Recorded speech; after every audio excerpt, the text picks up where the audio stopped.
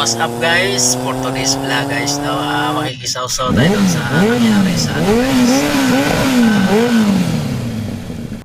accident sa Naiya guys, kasi SPL.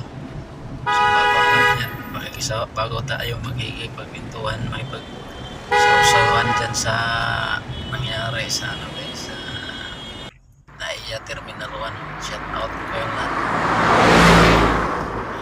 Secret viewers na sa GSP channel, medyo umangat-angat konti yung ating bahay guys. Maraming salamat sa paano hindi nawawalan yung support sa aking channel. So yun guys, no, yung nangyari doon sa ano guys, sa Terminal 1, biglang yung kotse.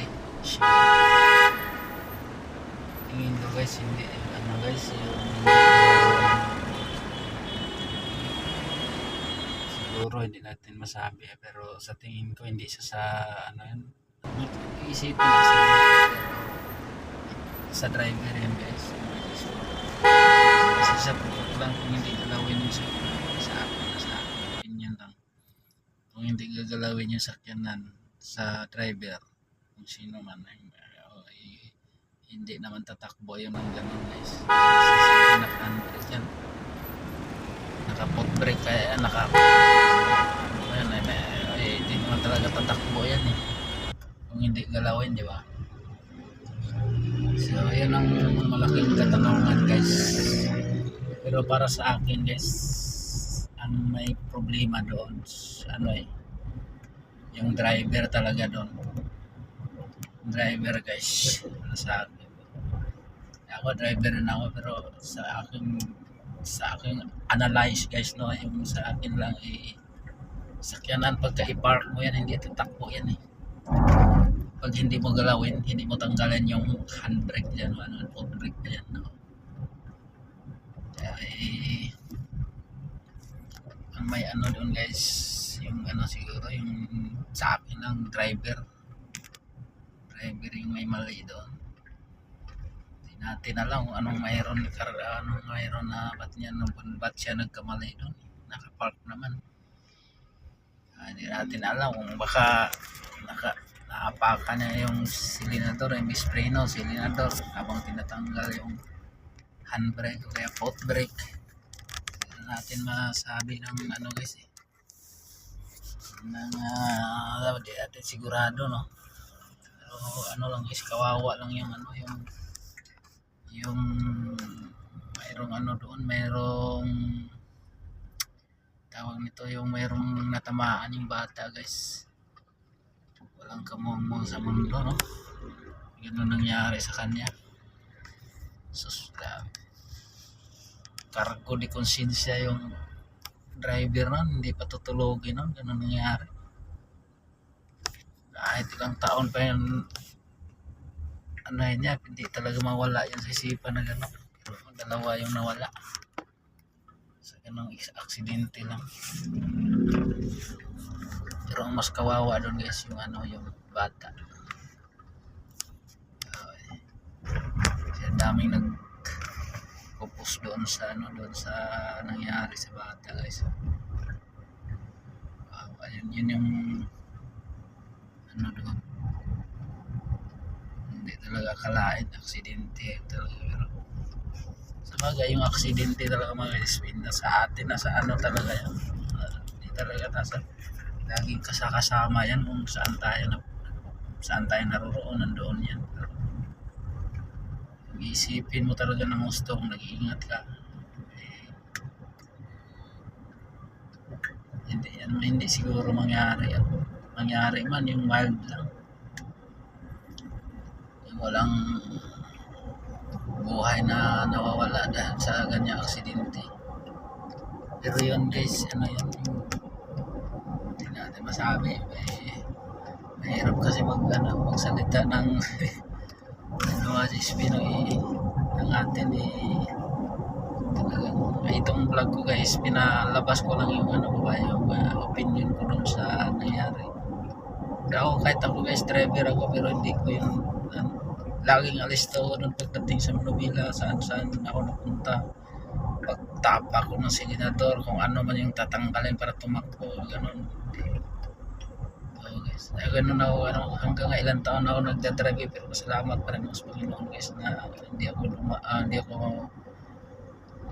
hindi ako nakaranas ng ganyang mga major accident guys, no? Kasi napakasakit yan isipin guys. Hindi ka patutulogin ng, hindi ka pahingahin ng konsensya mo yung ganyan.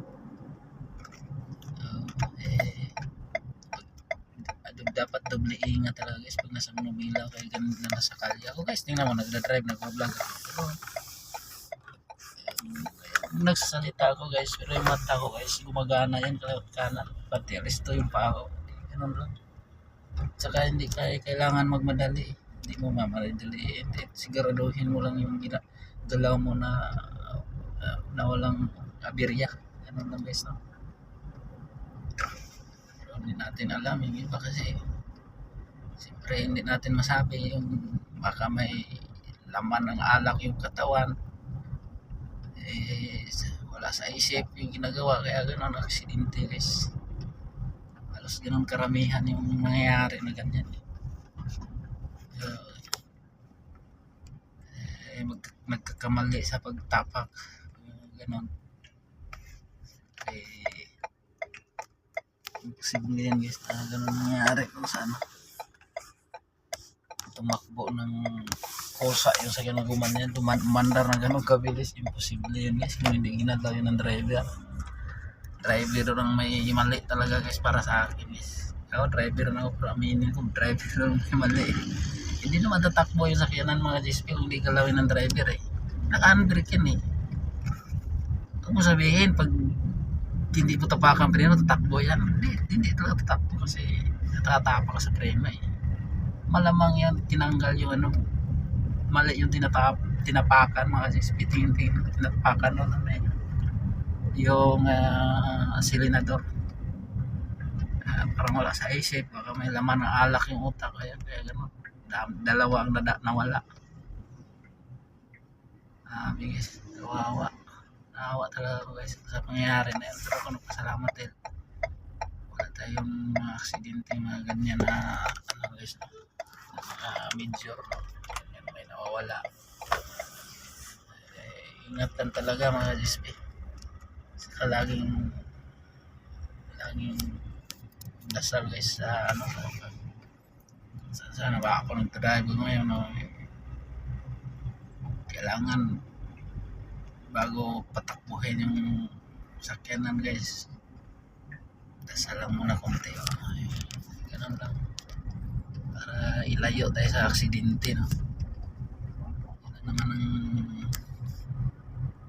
ang akin guys, yan naman ang aking ginagawa palagi. Ilang taon na ako nagdadrive guys, pag ako 21 years old pa yata ako nagdadrive na ako guys. Ngayon ilang taon na, 46.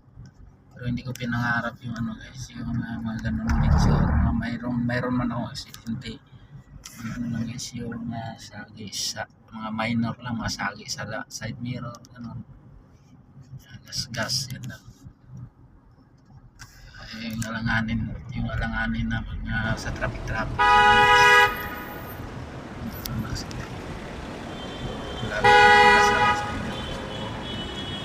karoon ng ganyan ayaw ko mangyari sa akin yan, lalo na may mawalang tao. Hirap yan guys, kaya ingat lang talaga kahit saan magpunta sa kasama mo yung Panginoon guys, lagi mong laman sa isip niya, wala yan kasi importante. So yun lang guys, kasi medyo tayo guys, nandito na tayo sa guys, sa Masila na kalye guys, na ito dito na tayo sa Masila na kalye guys, mayroong mga CCTV dito guys na nakita tayo na naghawak ng cellphone guys, doon tayo huhulihin sa pag-exit. So yun lang guys, ang nahuli dito guys, LTO guys, doon sa may exit guys. Kaya pag kayo dumadaan dito sa lugar na ito, huwag kayong humawak ng cellphone, no? Kaya hindi ko alam kasi maraming nanguli dyan guys. Ibabay guys, kasi ganitong araw yung ano guys, yung operasyon na huli nila dito.